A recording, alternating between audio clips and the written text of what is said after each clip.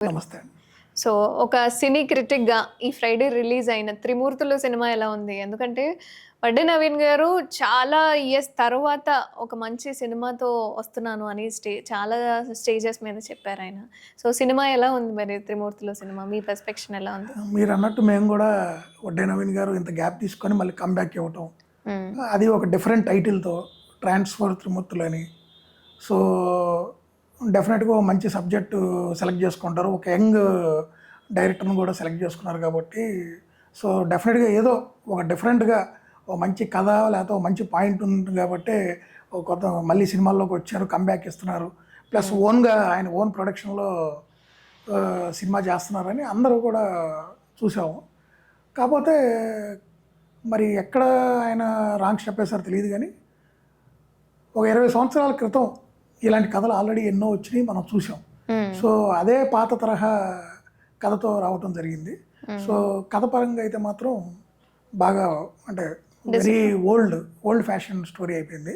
Okay. So, దానివల్ల ఏందంటే సినిమాలో ఎక్కడ కూడా మనకి ఆ కొత్తదనం ఎప్పుడైతే ఇవాళ మనకి అంత ఫాస్ట్ సినిమాలు చూసారు కదా ఎలా ఉంటాయి. సో, పాత తరహా ఉండేటప్పటికి ఏంటంటే తొందరగా సినిమాకి కనెక్ట్ కాలేమన్నమాట. సో, ఆ విషయంలో మాత్రం డైరెక్టర్ కూడా అంటే ఒక యంగ్స్టర్ అయ్యింది కూడా అంత ఓల్డ్ ఫ్యాషన్ స్టైల్లో తీసుకెళ్ళిపోయాడు సినిమా అంతా. స్టార్టింగ్ టు ఎండింగ్ సినిమా అంతా ఒకే ఓల్డ్ ఫార్మాట్లో ఆ కథ అసలు ఎంచుకున్న కథే ఓల్డ్ ఫ్యాషన్ అయిపోయింది. దానివల్ల ఎక్కడ కూడా మనకు ఆ ఇంపాక్ట్ అయితే క్రియేట్ కాలేకపోయింది. అంటే డైరెక్షన్‌లో గూడా వడ్డే నవీన్ గారు ఏమన్నా ఇన్వాల్వ్ అయ్యి ఉంటారా?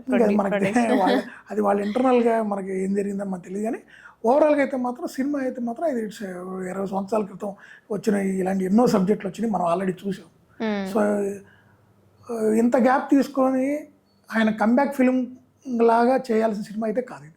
అంటే ఒక హీరోగా వచ్చారు మళ్ళీ స్క్రీన్ మీదకి. వేరే క్యారెక్టర్స్ ఏమన్నా మళ్ళీ వచ్చే ఛాన్సెస్ ఉన్నాయా? ఆయన యాక్టింగ్ పరంగా ఆయన ఏమైనా యాక్టింగ్ చేంజెస్ పరంగా అయితే ఏమైనా బాగా వచ్చాయా? చేశారు. ఆయన యాక్టింగ్ పరంగా అయితే బాగా చేశారు. స్క్రీన్ ప్రెజెన్స్ బాగుంది. అప్పటికి ఇప్పటికి ఆయనలో పెద్ద మార్పు లేదు.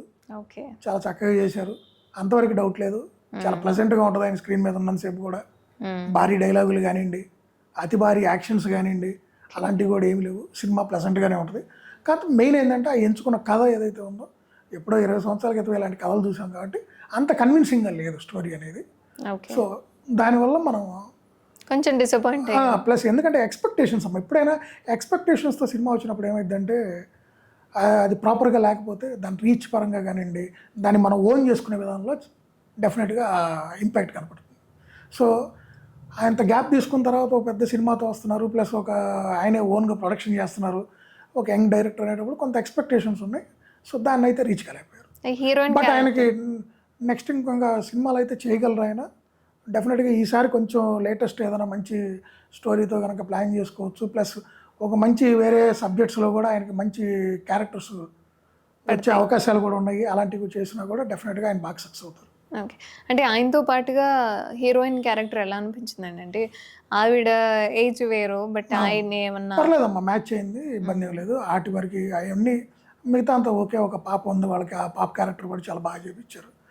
అలాంటి వరకే బాగానే ఉన్నంత మిగతాది ఎక్కడ సినిమాలో కూడా మనం ఏమి ఇది చేయడం లేదు. కథ మనకు ఆల్రెడీ ఇలాంటి కథలు చూసేసి ఉన్నాం, తెలిసిన కథ కాబట్టి నెక్స్ట్ ఏం జరుగుతుందో మనకు స్క్రీన్ మీద తెలిసిపోతూ ఉంటుంది.